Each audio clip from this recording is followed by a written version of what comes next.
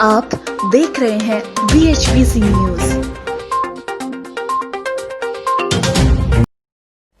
नमस्कार, स्वागत है आप सभी का BHBC न्यूज़ में। और इस वक्त यानी कि इन दिनों की अगर बात करें तो चर्चाओं में और मुद्दे जिस चीज़ पर गर्म है वो सुशांत सिंह राजपूत की खुदकुशी को लेकर हैं। उनकी मौत को लेकर जो खबरें हैं, जो चीज़ें हैं और जो समाचार हैं वो सब आजकल इन सब चीज़ों पे ही आधारित है। यानी कि अब जब रिया चक्रवर्ती को जेल हो चुकी है, NCB की जांच के बाद वो ड्रग्स के मामलों में गिरफ्तार हो चुकी हैं और अब वो स्थायी रूप से उनकी गिरफ्त में है NCB की और वो जेल जा चुकी हैं।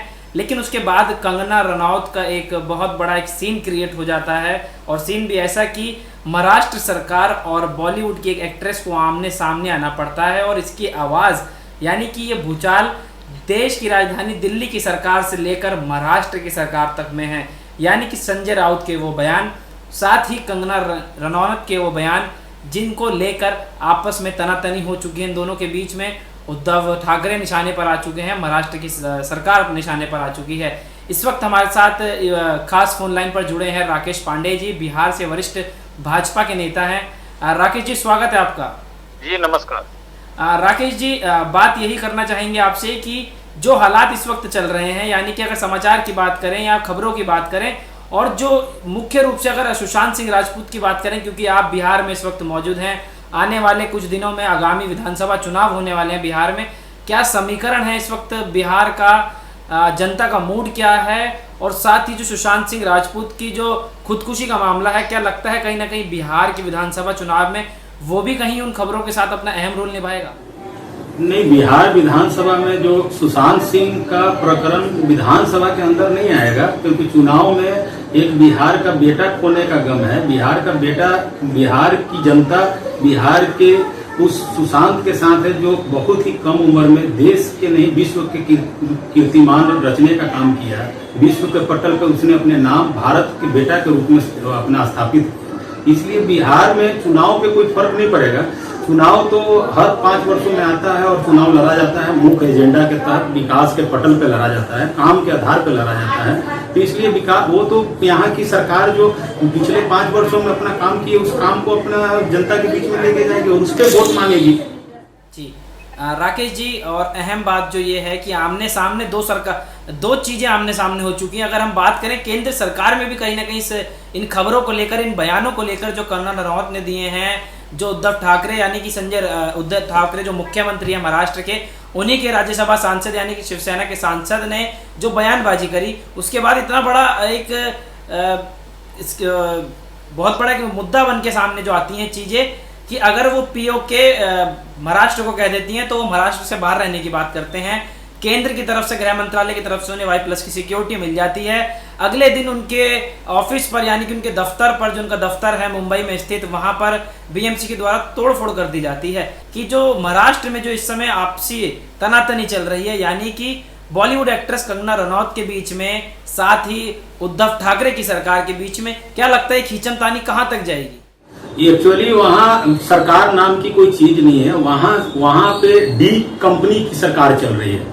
वहाँ पे डी कंपनी की सरकार इसलिए चल रही है कि विगत दिनों में कोई महिला यदि सुशांत सिंह राजपूत के लिए आवाज उठाती है, सुशांत सिंह राजपूत के लिए यदि वो संघर्ष करती है, रोडों पे आती है, सोशल मीडिया के माध्यम से, आप लोगों के माध्यम से, यदि उस तरह की कुछ परिवेश इस तरह का करती है कि समाज में जस्टिस हो, सुशांत सिंह राजपूत को न्याय मिले, तो उसके साथ इस तरह का ओछी मानसिकता का परिचय है। वहाँ की सरकार नहीं है। मुझे लगता है वहाँ की निकम्मी जो सरकार है उसको एक पल भी सरकार में नैतिक आधार पर उसको इस्तीफा कर देना चाहिए, उस उद्धव की सरकार को, उद्धव की सेना को। जी, साथ ही राकेश जी, एक बात और हम जानना चाहेंगे कि संजय राउत के जो बयान आए उसके बाद कहीं ना कहीं कंगना रनौत को Y+ सिक्योरिटी मिल जाती है और उसके अगले दिन जो प्रक्रिया होती है वो आपने और हम सब ने देखी कि BMC के बुलडोजर और हथौड़े चला दिए जाते हैं दफ्तर पर। वही साथ में BMC बता रही है कि हमने नोटिस दिया था, नोटिस का जो संतोषजनक जवाब है उनके वकील की तरफ से वो नहीं आ पाया था, जिसके चलते उनको कार्रवाई करनी पड़ी। यानी कि कानूनी प्रक्रिया के तहत वो कह रहे हैं कि हमने कार्रवाई करी, लेकिन उसके बावजूद ये सब चीजें जब सामने आ रही हैं कि एक राजनीति हो रही है इस चीज पर, उद्धव सरकार को कहीं ना कहीं पीछे धकेलने की, बैकफुट पर ले जाने की कोशिश की जा रही है। उद्धव सरकार की नहीं, वहां पे इतिहास दोहराने की काम किया जा रहा है। वहां महाभारत काल में भी एक संजय था जो धृतराष्ट्र को कौरवों की कथा और कविता सुनाकर और उनके रण क्षेत्र की घटनाओं को दिखाकर उस तरह का घटना करता था, काल्पनिक बातें करता था। और आप उस समय दुर्योधन और कौरवों की सेना मारी गई। मुझे लगता है एक कंगना के कारण पूरी महाराष्ट्र की सरकार आज अल्पमत में है और खींचतान तो चलेगी, क्योंकि जब इस भारतवर्ष में एक नारी का सम्मान नहीं कीजिएगा तो स्वाभाविक है कि जिस प्रदेश में जहां वो कमाती थी, जहां उसने व्यवसाय किया या फिल्मों में काम किया, तो वहां टैक्सेस भी तो महाराष्ट्र सरकार को देती थी ना। उस महाराष्ट्र सरकार को समझनी चाहिए, उस निकम्मी सरकार को, कि वो कौरवों को और संजय के पीठ पर खेलने का काम करिए। वो संजय बहुत दिन नहीं है कि वो संजय उद्धव को रोड पे ला देगा, और उद्धव जब रोड पे आएंगे तो संजय को वो समझ जाएंगे कि संजय किस मतलब गटर का कीड़ा है। नाकामी छुपा रही है। क्या आपको लगता है इसमें कि महाराष्ट्र की सरकार अपनी नाकामी छुपा रही है? क्या अलग अलग तरीकों से जो प्रोपेगेंडा चलाया जा रहा है दोनों ही तरफ से अगर बात करें, और साथ ही देश की राजधानी दिल्ली, अगर केंद्र सरकार की बात करें तो भूचाल यहाँ तक भी पहुंचा है। रामदास अठावले खुद कंगना से मिलने पहुंचे हैं, और जिस तरीके से सपोर्ट जो केंद्र की तरफ से कंगना को मिल रहा है कि आप संतुष्ट रहिए, मुंबई में रहिए, आपको कोई खतरा नहीं है। उद्धव ठाकरे ने भी बात करी है कि कोई घबराने की जरूरत नहीं है। शरद पवार एनसीपी के जो प्रमुख हैं उन्होंने भी आश्वासन दिया है और मुंबई पुलिस कमिश्नर से बात करी है। लेकिन क्या लगता है कहीं ना कहीं फिर भी नाकामी कहीं उद्धव सरकार इसमें छुपा रही है? निश्चित रूप से मेरे को लगता है कि वहाँ निकम्मी जो सरकार है, वहाँ सरकार दो धाराओं में चल रही है। और एक तरफ शरद पवार सुप्रीमो बनके और वहाँ किंग मेकर बनके सरकार की पूरी रचना शरद पवार कर रहे हैं। यदि शरद पवार के इर्द गिर्द सरकार और शासन और प्रशासन नहीं होता तो वो कमिश्नर की हिम्मत नहीं होती कि मीडिया के कैमरे से बचते बचाते वो शरद पवार जी के पास रोज रिपोर्टिंग करने जाता है। और उस रिपोर्टिंग के आधार पे ये आप और हम समझ सकते हैं, वहां की महाराष्ट्र की जनता समझ सकती है, कि मराठी मानुस समझ सकती है कि महाराष्ट्र की सरकार बिल्कुल निकम्मी और वहां की जनमानस की आकांक्षाओं पर खरी उतर नहीं रही है। और उसका ठिकाना इसलिए ये कंगना भर से जब वो सुशांत के लिए जस्टिस कर रही है तो आप रिया का पिठलगू बने हो, रिया को सिक्योरिटी प्रोवाइड करते हो। रिया आप एक तरफ कहते हैं कि वाई कैटेगरी से नहीं दिया गया, क्यों नहीं दिया जाए वाई? वो सेलिब्रिटी है हिंदुस्तान में नहीं पूरे विश्व के मानचित्र पे कंगना को लोग जानता है, लेकिन रिया को किस कैटेगरी के तहत इस तरह का सुरक्षा प्रदान किया जा रहा है? उद्धव खुद बताए और उद्धव आके समाज को और वहां की मराठी मानुस को सफाई दे। राकेश जी, एक अहम सवाल हमारे मन में ये है और आपसे पूछना चाहेंगे, जिस तरीके से सुशांत सिंह राजपूत के केस में अब नारकोटिक्स कंट्रोल ब्यूरो, यानी कि लोगों ने शायद अगर इस जनरेशन के बच्चों की अगर यूथ की बात करें तो शायद उन्होंने इस ब्यूरो का नाम सुना भी नहीं था, और बहुतों को पता भी नहीं है कि एनसीबी क्या है। सीबीआई लोग जानते हैं, पहचानते हैं, सीबीआई की क्या प्रक्रिया होती है जानते हैं, पहचानते हैं, लेकिन ये सब चलता है, ये सब सरकारों के सामने चलता है। ये ब्यूरो उस वक्त कहाँ रहते हैं और ये ब्यूरो उस समय क्या कर रहे होते हैं जब इतने करोड़ों अरबों रुपए का ड्रग्स का कारोबार जब खुले तौर पर चल रहा होता है, जो चीज़ें एक बड़ा कांड होने के बाद लोगों के सामने आती हैं। ये नारकोटिक्स कंट्रोल ब्यूरो उस समय क्या कर रहा था, इसकी जवाबदेही क्या थी, और ऐसा क्यों चल रहा था जब सब कुछ ये पता ही था? तो वहां का ये नारकोटिक वहां की गृह मंत्रालय के अंतर्गत जिस स्टेट में नारकोटिक विभाग होता है उस स्टेट का गृह मंत्रालय का जिम्मा होता है। उसके सीआईडी के विजिलेंस के लोग उसको रिपोर्ट करते हैं। इसका मतलब कि वहां का विजिलेंस और सीआईडी सारा उद्धव ठाकरे और उसके जो गृह मंत्री है देशमुख उसके चरणों तले था, इसलिए ये वहां की रिपोर्टिंग सही नहीं होती थी। और आज जब रिया फंसी और उसके पूरे परिवार के लोग उस केस में हैं, अभियुक्त हैं, क्योंकि वो लोग ड्रग्स का सेवन भी करते थे और ड्रग्स का सप्लाई भी करते थे, जिसने रिया ने कबूल किया है। अगर हम आपको बताना चाहें कि कुछ समय पहले सरकार तो भाजपा की भी वहां पर थी और ये काम तब से चल रहा था। जो बयान रिया चक्रवर्ती ने दिए हैं कि ये जो काम है बहुत लंबे समय से चल रहा था, जो रिकॉर्डिंग्स हैं, जो तमाम तरीके की फाइलें सामने आई हैं, जो तमाम तरीके के बयान आए हैं, क्योंकि उद्धव सरकार को बने हुए अभी कुछ ही महीने हुए हैं, अगर बात करें साल भर भी पूरा नहीं हुआ है। भाजपा भी कहीं ना कहीं इसमें अगर हम देखें जाए तो कहीं ना कहीं भाजपा के ऊपर भी एक उंगली उठती है, क्योंकि देवेंद्र फडणवीस मुख्यमंत्री रह चुके हैं महाराष्ट्र के इससे पहले। बिल्कुल आपका कहना जायज है, लेकिन आप ये देवेंद्र फडणवीस का 5 साल का कार्यकाल देखिए और ये देखिए कि कोई भी असहाय, निर्दोष और किसी भी इस तरह का सरकार वहां नहीं थी जिसको न फंसाती थी न फंसाने का काम करती थी। यहाँ एक तरफा यदि आप आवाज उठाते हैं, आज आर भारत के साथ क्या कर रहे हैं, केबल ऑपरेटर के थ्रू आर भारत को बंद करा रहे हैं, रिपब्लिक भारत को। अर्णव का क्या दोष है? अर्णव और आप सब पत्रकारिता जगत के लोग सच्चाई के साथ चलते हैं, चौथे स्तंभ के रूप में आप लोग माने जाते हैं, और चौथे स्तंभ को यदि लंगड़ा कर दिया जाए तो ये देश खड़ा नहीं हो पाएगा, चल नहीं पाएगा।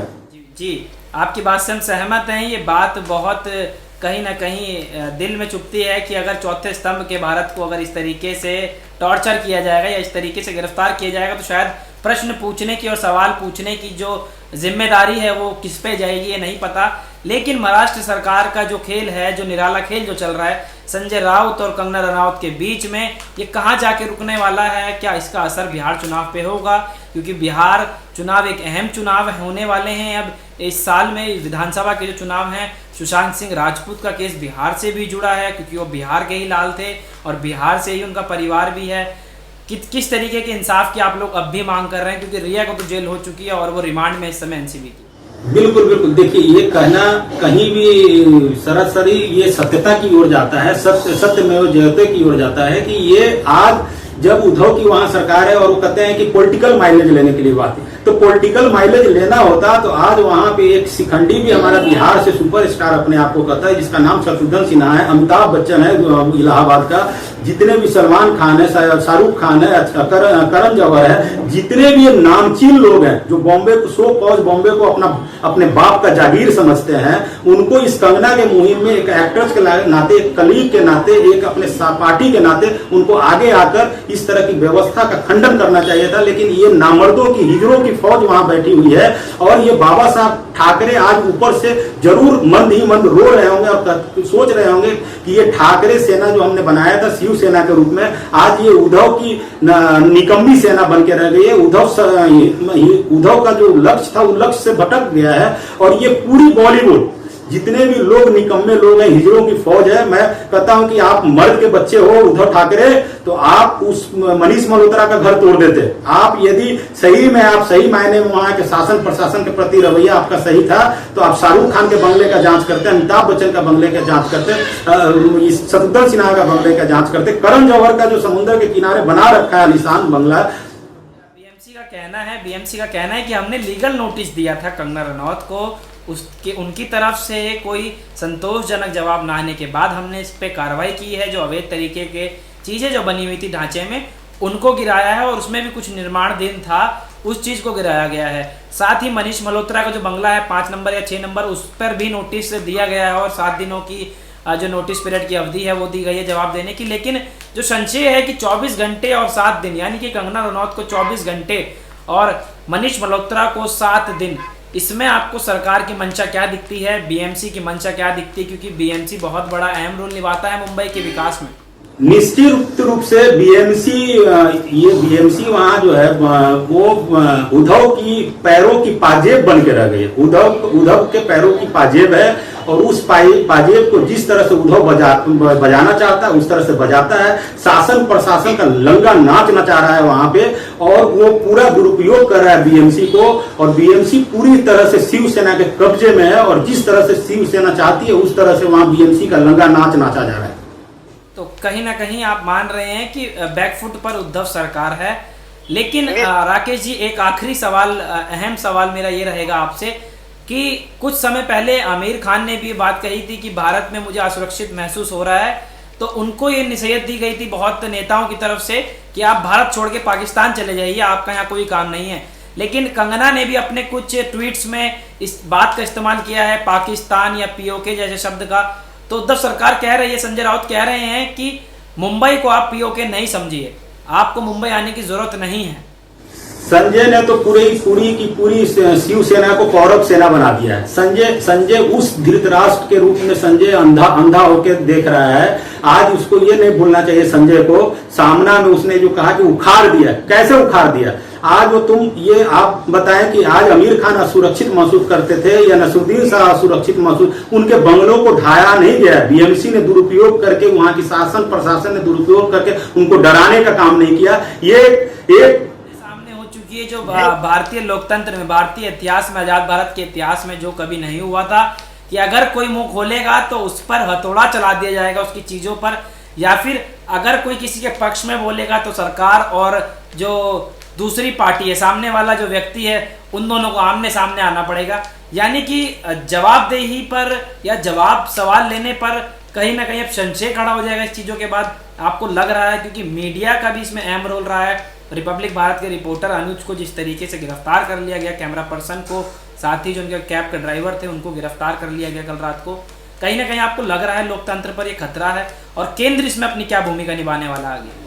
बिल्कुल लोकतंत्र पे खतरा है, क्योंकि लोकतंत्र पे खतरा नहीं होता तो आप देखिए कि लोकतंत्र चौथे स्तंभ और तीसरे स्तंभ न्यायपालिका का भी इसने बात नहीं मानी। जब वहां हाई कोर्ट में कोरोना का पूरे देश के पटल पे ये है कि आप कोरोना का 30 सितंबर तक कोई नया काम नहीं कर सकते हैं, तोड़ फोड़ नहीं सकते हैं, तो उसने वहां का उच्च न्यायालय का मुंबई हाई कोर्ट के फैसले के खिलाफ भी जाने का काम किया, और चौथे स्तंभ वहां का जो लोकतांत्रिक व्यवस्था में जो हमारा मीडिया होता है, मीडिया को भी तमाचा मारने का काम किया। ऐसे अंधे बैरों की सरकार वहां बहुत दिन तक नहीं चलेगी, मुझे लगता है वेंटिलेटर पे है। और एक पूर्व के काल में जब एक माँ सीता के लिए इस तरह सरकार अब बैकफुट पे पूरी तरीके से आ चुकी है, जवाबदेही बन नहीं पा रही है, कहीं ना कहीं सरकार लड़ खड़ा रही है, बैसाखी के बल है, और सरकार गिरने के पूरे आसार आप लोगों को लग रहे हैं। निश्चित रूप से केंद्र का क्या रोल रहने वाला है? निश्चित रूप से विनाश काले विपरीत बुद्धि हो गया है उनका, और मंद बुद्धि के तो पहले भी थे बाप बेटे। राकेश जी, इस सब सिनेरियो की अगर बात करें, मैं वही आपसे जानना चाह रहा हूँ कि केंद्र का इसमें अहम रोल क्या रहने वाला है आगे की प्रक्रिया में? केंद्र वहां के एडमिनिस्ट्रेशन डिपार्टमेंट से, वहां के गवर्नर साहब से डायरेक्ट संपर्क में होगा। ऐसा नहीं है कि केंद्र, क्योंकि केंद्र का पूरा भारत का उस तरीके से केंद्र दिल्ली से बैठ के पूरे देश का एक हृदय होता है, और भारत सरकार पूरे देश की सरकार होती है, और उसके अंतर में राज्य आती है, राज्य शाखाएं आती है। तो राज्य में जब कोई भी इस तरह की अव्यवस्था फैलेगी तो स्वाभाविक बात है कि केंद्र सरकार हस्तक्षेप करेगा। केंद्र सरकार रामदास वहां के कैबिनेट मिनिस्टर को जब वहां भेजा है, तो निश्चित रूप से कुछ न कुछ सोच के और वहां की व्यवस्था और वहां की सारी व्यवस्था को जानने के लिए वो रिपोर्ट जब प्रधानमंत्री जी को, गृह मंत्री जी को, सारे लोगों को जब रिपोर्ट देंगे, तो निश्चित रूप से इस पे कुछ न कुछ आगे धुआं हुआ है तो आग जरूर लगेगा। कांग्रेस अध्यक्षा सोनिया गांधी को भी घेरा गया है कंगना के ट्वीट के द्वारा। ये ट्वीट्स हैं कुछ कंगना के कि dear respected honourable Indian National Congress president Sonia Gandhi ji को जो ट्वीट के जरिए निशाना साधा गया कंगना की तरफ से कि आप एक खुद महिला हैं, किस तरीके से सरकार में क्या हो रहा है और आप उस सरकार का हिस्सा है आपकी पार्टी। तो सोनिया गांधी को भी इस लड़ाई में, जंग में बीच में लाया जा चुका है। तो कहीं ना कहीं ये लड़ाई बहुत आगे तक जाने वाली है, इस पर बहुत सवाल होने वाले हैं। और आपने बताया कि उद्धव सरकार बैकफुट पे जा चुकी है, लेकिन सोनिया गांधी की जवाबदेही किस तरीके से होगी, क्योंकि कांग्रेस के अध्यक्ष हैं वो इस समय, और अंतरिम अध्यक्ष के रूप में उन्होंने पदभार इस समय संभाल रखा है। क्या भारतीय जनता पार्टी को इससे कहीं ना कहीं फायदा मिलेगा, जो कंगना के ट्वीट्स हैं जो सोनिया गांधी के ऊपर अब उन्होंने निशाना साधा है एक के बाद एक? नहीं, भारतीय जनता पार्टी को फायदा मिलेगा कि नहीं मिलेगा इसकी मैं खंडन नहीं करूंगा, लेकिन भारत की नारी को सम्मान जरूर मिलेगा। और कंगना ने ये साबित कर दिया है कि भारत की नारी है, और नारी के हक के लिए उसने लड़ाई नहीं लड़ी थी, वो पुरुषों के लिए लड़ाई लड़ी थी। तो उसकी लड़ाई को इन्होंने बाधित करने का काम किया। इसलिए सोनिया जी को तो खंडन करना चाहिए क्योंकि सरकार की पार्ट है, लेकिन सोनिया जी भी मौनी बाबा के तरह जो 10 साल तक मनमोहन सिंह मौनी बाबा की सरकार चलाई, उस तरह सोनिया जी भी एक महिला का घर का चीर हरण करा रही हैं। तो सोनिया जी को कंगना का बददुआ जरूर लगेगा। और सोनिया जी, अभी कांग्रेस की दुर्गति हुई नहीं, अब तो और दुर्गति होने वाली है। एक महिला का बहुत तेजी से कांग्रेस परिवार को लगेगा और कांग्रेस परिवार सर्वनाश हो जाएगा। धन्यवाद राकेश जी हमारे साथ बने रहने के लिए, और आगे आपसे इसी मुद्दों पर कुछ चर्चाएं करते रहेंगे। तब तक के लिए बहुत बहुत धन्यवाद राकेश जी। आप देख रहे हैं BHBC न्यूज।